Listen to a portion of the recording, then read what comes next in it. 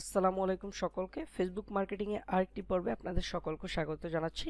গত পর্বগুলোতে আমরা Facebook marketing এর বিভিন্ন ধরনের টুলস নিয়ে আলোচনা করছিলাম। আজকের পর্বে ফেসবুক মার্কেটিং এর আরো একটি গুরুত্বপূর্ণ টপিক নিয়ে আমরা আলোচনা করব, যেটি হলো অডিয়েন্স সেটআপ।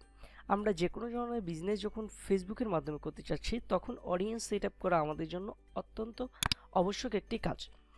আমরা মূলত বিভিন্ন টাইপের বিজনেস করে থাকি, অথবা আমরা কিছু স্পেসিফিক লোককে টার্গেট করে আমাদের ব্যবসাটা অনলাইনের মাধ্যমে রান করি।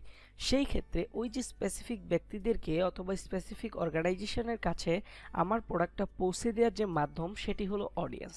তো তাহলে চলুন কথা না বাড়িয়ে আমরা আজকে দেখি কিভাবে এই অডিয়েন্সটা সেট আপ করা যায়।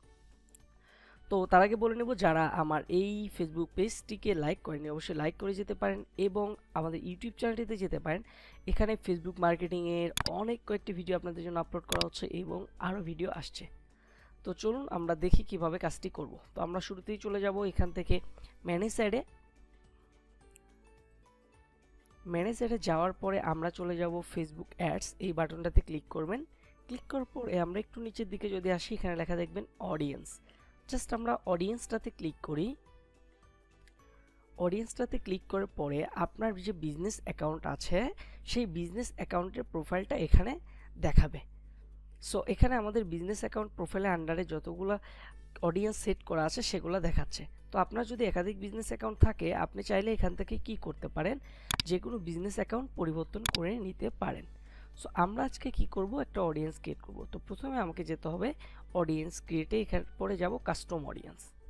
কাস্টম অডিয়েন্স ক্লিক করলে সাথে সাথে আপনার চলে আসবে যে অডিয়েন্স লিস্ট। আমি কোন টাইপের অডিয়েন্স ক্রিয়েট করতে চাচ্ছি, যে আমার ওয়েবসাইটে যারা ভিজিট করেছে তাদের মধ্য থেকে, যারা আমার অ্যাপে আসছে তাদের মধ্য থেকে, যারা একটা কাস্টম লিস্ট আমার কাছে যাদের ইমেইল আছে তাদের কাছ থেকে, অফলাইন লিস্টের মাধ্যমে, ইনস্টাগ্রাম মাধ্যমে, ইভেন্টের মাধ্যমে, নাকি আমার পেজে যারা এঙ্গেজ আছে, যারা আমার পেজে লাইক করেছে তাদেরকে, নাকি যারা আমার প্রোডাক্ট শপ করেছে তাদের, অর যারা লিড ফর্ম ফিল আপ করেছে তাদেরকে, কিংবা আমার ভিডিওর মাধ্যমে।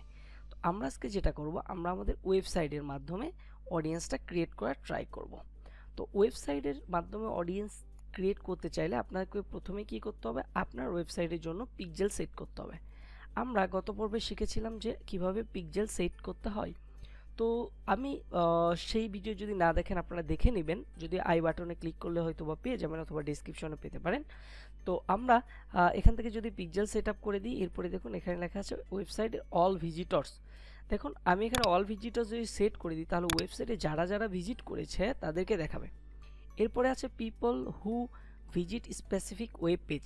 সে ধরেন আমি আমার ওয়েবসাইটের একটা নির্দিষ্ট পেজে যারা ভিজিট করেছে, যেমন ধরেন আমার এটা, সে যদি ধরি আমি এটা আমার ওয়েবসাইট এবং এটা আমার পেজ, এই স্পেসিফিক পেজে যে কি করেছে, ভিজিট করেছে, তাকেই শুধু দেখাবে, আদারওয়াইজ দেখাবে না। কিংবা ধরেন আমি আমার ওয়েবসাইটের যে কোনো পেজ যদি সিলেক্ট করি, সেই পেজে যদি কেউ ভিজিট করে তাহলেই দেখাবে, আদারওয়াইজ দেখাবে না।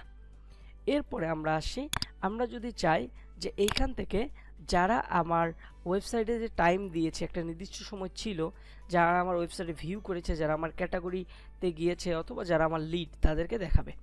সো আমরা চাইলে এখানে আরও অডিয়েন্স সেট করতে পারি। আমরা প্রথমে নিলাম একটা স্পেসিফিক লিঙ্ক, এরপরে আমি যেমন ধরেন দিলাম যে যারা আমার ওয়েবসাইটের পেজ ভিউ করেছে লাস্ট 15 ডেজে, তাদেরকে আমি দেখাইতে চাই। সো এই যে পিপল, এইগুলো হলো কি আমার একটা করে অডিয়েন্স। তো এরপরে আমি জাস্ট যদি এখানে যেটা করি, সে ধরেন আমি টেস্ট লিখে আমি এই অডিয়েন্সটা সেট করে দিলাম। তো আমার অডিয়েন্সটা সেট হয়ে গেল।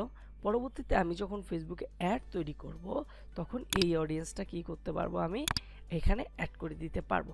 তো আমরা অন্য আরেকটি ধরনের একটু অডিয়েন্স ক্রিয়েট করে দেখি যে সেটা কিভাবে করতে হয়। ধরেন আমি দিলাম যে আমার ফেসবুক পেজের সঙ্গে এঙ্গেজড আছে।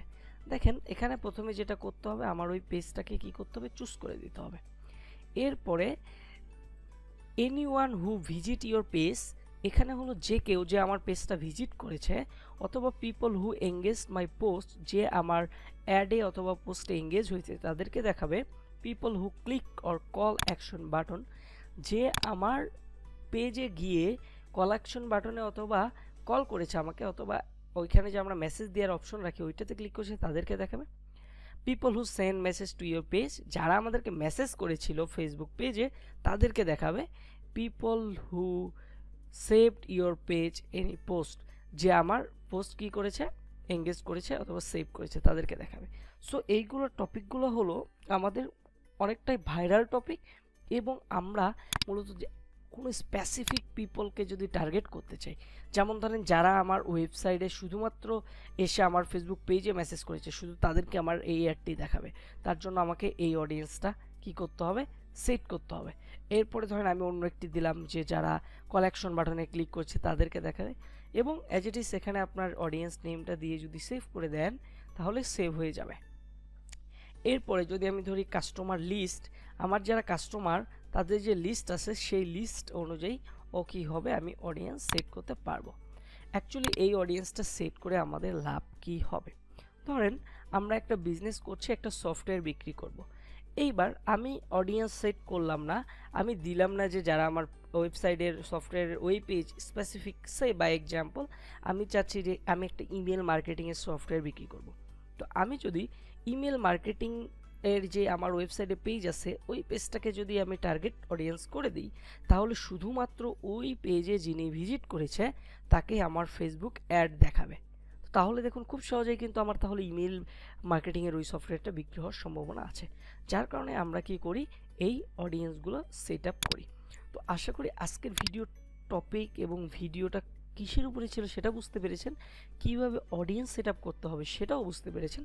যদি কোনো কোশ্চেন থাকে আপনাদের অবশ্যই কমেন্ট বক্সে কমেন্ট করবেন, আর যদি ভিডিওটা ভালো লাগে অবশ্যই শেয়ার করবেন বন্ধুদের মাঝে, যেন পরবর্তীতে আমি আপনাদের এই ভিডিও ইন্সপায়ার হয়ে আরও ভালো ভালো কিছু ভিডিও নিয়ে আসতে পারি।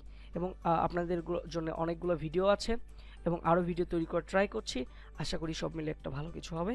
তো ভালো থাকবেন সবাই, দেখা হবে আগামী কোনো সেশনে, সে পর্যন্ত সবার জন্য শুভকামনা রইল। আসসালামু আলাইকুম।